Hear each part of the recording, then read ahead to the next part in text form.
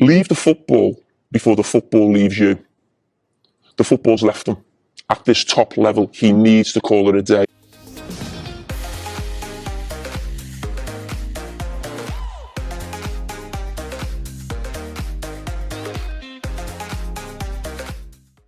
I realize that I'm in the minority when it comes to getting excited for anything remotely funny, or at least the attempt to be funny. I live in this false hope that if young creators behind the camera in Hindi cinema are not producing anything unique or exciting, we might as well depend on the veterans to pull out some surprises or be of some respite in the environment of dread releasing week in and week out. I mean, it tells you a lot about the state of commercial Hindi cinema, where we are still in 2026 depending on the likes of Anis Bazmi, Priya Darshan, Rajkumar Santoshi, and here David Dhawan to provide something marginally entertaining in theatres. Hai Jawani Toh Ishq Hona Hai is the fourth collaboration between the father-son duo David Dhawan and Varun Dhawan. There is a popular meme that floats around the internet stating that the only way Varun can excel in his career is if he parts ways creatively with his father, not realizing that some of the biggest hits in Varun's career, irrespective of quality, are associated with his father. Main Tera Hero and Judwa 2 were big hits, and Coolie number 1, undoubtedly the worst of the lot, was an OTT release.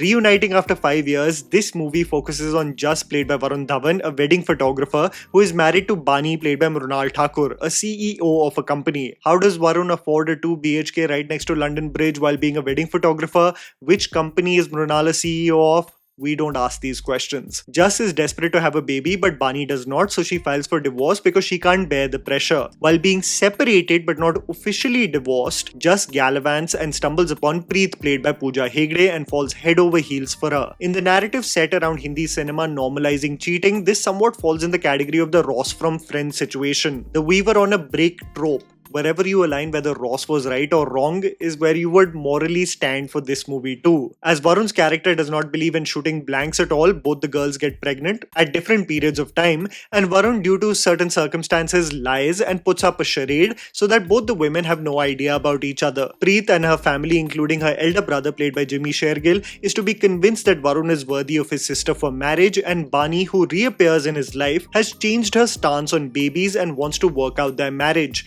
The cover-ups, lies, and whether Varun will be pushed into the corner and come clean to both the women, as several observers notice his shenanigans, forms the premise of Hai Jawani Toh Ishq Hona Hai. Here's me telling you the good and bad aspects of the film so that you guys can ultimately decide whether to watch Hai Jawani Toh Ishq Hona Hai in theatres or not. The good.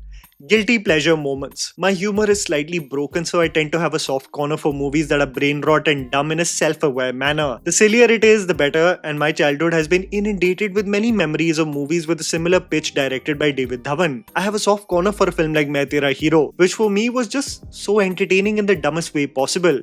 And I'm honestly telling you, the first half of this movie, especially because of Varun Dhawan, understanding the assignment is still a breeze and enjoyable to watch. The assignment is understanding the pitch of absurdity. Think of Amir Khan and Salman Khan in Andaz Apna Apna. Think of Ranbir Kapoor in Ajab Prem Ki Gazab Kahani. Think of Akshay Kumar in Action Replay. This is the kind of pitch we are looking at. It's intentionally over the top, and till the interval, Varun carries this film. There is a charm in his silliness, in his cheeky banter and terrible flirting skills that, at least for the initial phase of the movie, is endearing. This, however, wears off after the interval as the plot of the movie, moves like a headless chicken, and David Dhawan becomes adamant to cast his favorites in the supporting cast who are simply not funny. Coming back to Varun, it's not only just the pitch that he gets right, but it's the integration of ad-libs said in between dialogues that in brief intervals made me chuckle. Varun hitting on Mrunal saying Balraj ka beta bhi to cute hai, and Mrunal asking wo kaun hai, only for Varun to give his crooked smile at me laughing.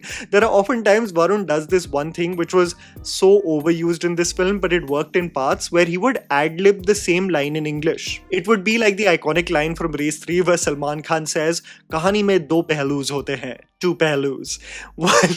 While that was delivered with all seriousness, Varun here is aware of the silliness that makes it momentarily funny, and he does this throughout the film. Varun sports, intentionally of course, the most terrible English accent, and when a Brit knows Hindi, he out of nowhere replies, "Dugna lagan." It helps that the movie is 2 hours and 17 minutes long, so that the first half still seems like a breeze, but the nosedive in quality and the way this film becomes progressively irritating in the second half is wild. I was just here to say that Varun, at least in the first half, is entertaining. In the most self-aware, stupid manner, a pitch most actors don't get in Hindi cinema, especially his contemporaries. Honestly, Jimmy Shergill is playing the most generic, strict patriarch. He's passable at best. Moni Roy's casting choice is brilliant, by the way. I think the internet lacks context and they made her casting choice a topic of how inappropriate it is to cast her as a mother, not realizing that the gag is that she is too young to play Varun's mother. That's the entire gag. Beyond the inventive casting choice, her role is also forgettable, and Mrunal and Pooja get the easiest roles handed to them. They're mostly reacting to the chaos, they look beautiful, the moments of banter in the initial phase of their interactions with Varun are convincing, the chemistry is not forced, they look like they are having fun, but they are not handed over funny lines. They do not tap into something exceptionally challenging from an emotional standpoint. When you think of the likes of Juhi Chawla in 1-2-Ka-4 or Ishq, Kangana in Queen, Yami Gautam in Bala, these were funny characters with personalities that remained with you. You can't really say the same for the women here. It's Varun doing most of the heavy lifting and he can't save it too. The underwhelming aspects. Mixed music and choreography. When it comes to Varun's collaborations with his father, I can at least say that 2 out of the 4 films had brilliant music. Main Tera Hero and Judwa 2 with its renditions of classics generally produce feet-tapping numbers, and here I have nothing but mixed to lukewarm reactions to most of the music and choreography. My favorite number from the film was this song called Wow, sung by Hardy Sandhu, because after a long time I just saw Varun perform a chill choreography and not flail his arms uncontrollably with his mad energy, but that only arrives in the end credits. Chunari Chunari is a very mid recreation where I think Sudhir Yaduvanshi's vocals just did not suit what Abhijit did so brilliantly with the original. It also is the only song that just randomly appears in the screenplay, the makers being totally confused on how to integrate it. Vyah Karwa Do Ji is a fun and unique choreography by Vijay Ganguly, but I just noticed something regarding the other dance steps dispersed in songs like Tera Ho Jaun and Chunari Chunari that Varun often gets handed over complicated choreography to perform even in songs that are essentially love ballads. You know, imagine doing the Hrithik Roshan Crazy 4 choreography in a song that is just meant to represent words of affirmation, something that needs to be gentle. It doesn't need body waves or complicated footwork. I just found in some instances that the choreography from an energy and form POV just to be completely misplaced to the vibe of the song, which made me sometimes want to tell Varun to just calm down as he roamed around the streets of UK with Pooja Hegde. A rather mid overall feeling regarding song and choreography with this film. Just not funny and terrible special effects. The nosedive that this movie takes after the interval is absolutely shocking. I don't want to sound harsh, but I will be talking about actors who have created a name for themselves with years of work, but I just don't get the likes of Chunky Pandey and Manish Paul. I said it previously and I'll say it again, I do not find Chunky Pandey funny at all. He was never funny as Aakhri Pasta. He was never funny in anything he has done comedically. He is interesting as a dramatic actor, but these commercial comedy movies where he does these over-the-top characters, it just develops crickets, and his involvement in these films progressively make them irritating. I respect Manish Paul's hustle. He has made a life for himself emceeing everything under the sky, but his little giggles each time he delivers dialogues just makes me roll my eyes. He is playing the best friend trope that has been mastered by the likes of Mohammad Zishan Ayub and Apar Shakti Khurana, and now it's his turn. But it's just not funny. The outdated comedy tropes continue with this film because it has roped in one of my favorites. Here we go again. The dated fat jokes are extremely painful to sit through. A big groom is associated with the background sound of an elephant. The gag is that his bangala's button pops as he is posing for a photograph. Each time he appears, the elephant BGM plays.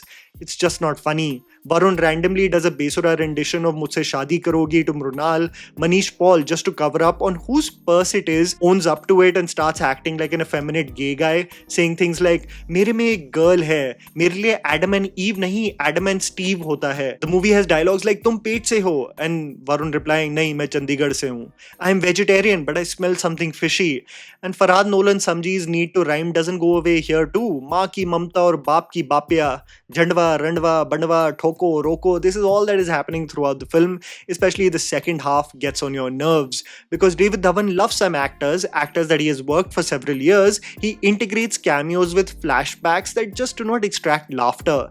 These flashbacks also have Varun Dhawan's young, de-aged face placed on a young body. And as the technology is still evolving, the skin tone just does not match the bodies. The eye contact is never towards the characters. And it just looks like an unfinished final product. They should have genuinely just cast cast a young actor. I repeat this again. It's a nosedive from being a breeze to being progressively irritating, and it's baffling. Rakesh Bedi barely has a role in this film. I am absolutely blown away that critics on X are delivering 3.5 and 4 stars to this film, each to their own. Maybe it is out of respect for a veteran like David Dhawan, but it just doesn't pass as an entertaining film, even if we wished for it, even if we had the expectations for it to be a silly film. What I do appreciate about this movie is that it does have a progressive stance on the elements of cheating we may have feared from the trailer. I repeat again, it does not follow the regressive tropes women in film often find themselves in anything involving more than one partner and a series of unfortunate events. It, however, is not enough to save the depreciating quality of this movie. David Dhawan had once answered a question. The question was, why is it that for at least 2 decades or so, he has not tried anything other than the genre of comedy? And he replied, Chalti gaadi ko kyun bigadna? But I think there are also times where introspection is required in understanding that the car may have run its course with the number of miles it has clocked. There are extremely sweet memories associated with that same car, and it only breaks the hearts of those who have seen it in its prime struggle to give the same performance like it used to in its heyday. The discerning audience of the 90s all the way up to the 2010s has drastically changed, and this mediocrity just doesn't cut it anymore. And that was the video, guys.